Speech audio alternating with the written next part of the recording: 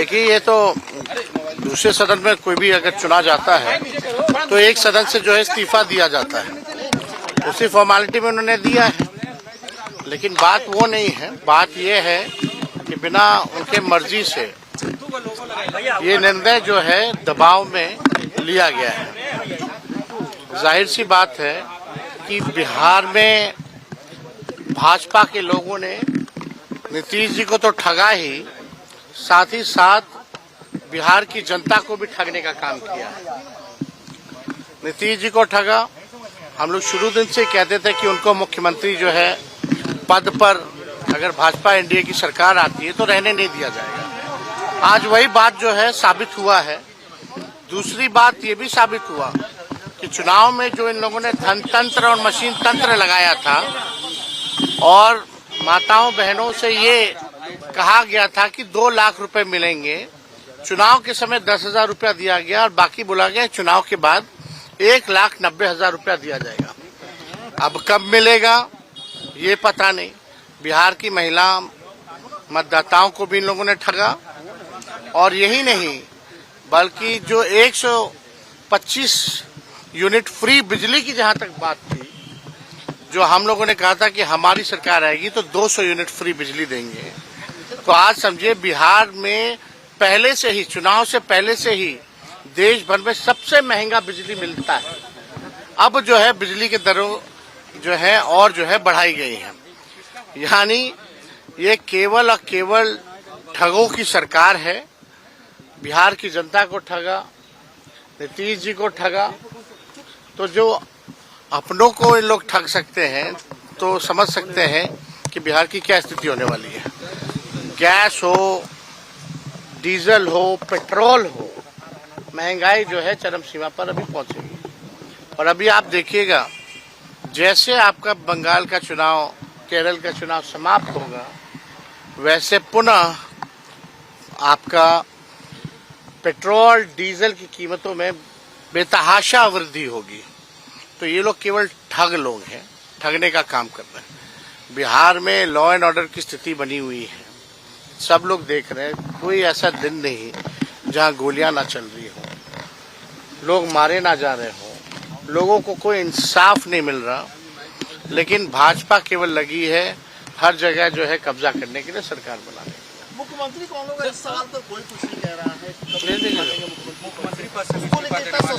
देखिए, इस पे तो हम कुछ कह नहीं सकते हैं कौन तारीख को देंगे, कौन से समय में देंगे। लेकिन एक बात तो तय हो गया कि नीतीश कुमार जी को बीजेपी ने ठगा है। और ये भी बात तय हो गया, स्पष्ट हो गया कि नीतीश कुमार जी अब बिहार के मुख्यमंत्री नहीं रहेंगे। विधायक और मंत्री तो ये साफ अब देखिए, अब कौन लोग रो रहे हैं, नहीं रो रहे हैं। आजकल लोग जो है केवल कैमरा देख करके लोग ड्रामा करते हैं। ऐसे लोगों को एक्टिंग मुबारक हो। अब कुछ लोगों को बचा नहीं, सब कुछ तो कर ही लिया है। आजकल लोग तो पढ़ाने का भी काम कर रहे हैं, अब कलाकारी का भी काम कर रहे हैं। तो ऐसे लोगों पे हम क्या टिप्पा टिप्पणी करेंगे। लेकिन बिहार के जो उज्ज्वलंत मुद्दे हैं उसका निष्पादन नहीं किया जा रहा। ओला वृद्धि, जो ओला जो गिरा था, जिससे किसान के खेत फसल को जो है नुकसान हुआ था, क्या हो रहा है उसका? कोई फायदा दिया गया कि नहीं दिया गया?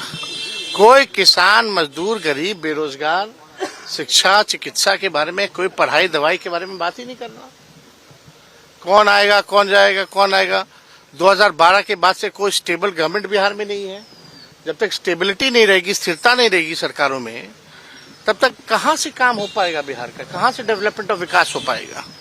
तो ये सवाल खड़ा होता है। तेजस्वी जी, आप केरल जाएंगे, वहाँ देखिए, हम लोगों का एलडीएफ से वहाँ अलायंस हुआ है। 3 सीटों पे हम लोग लड़ रहे हैं।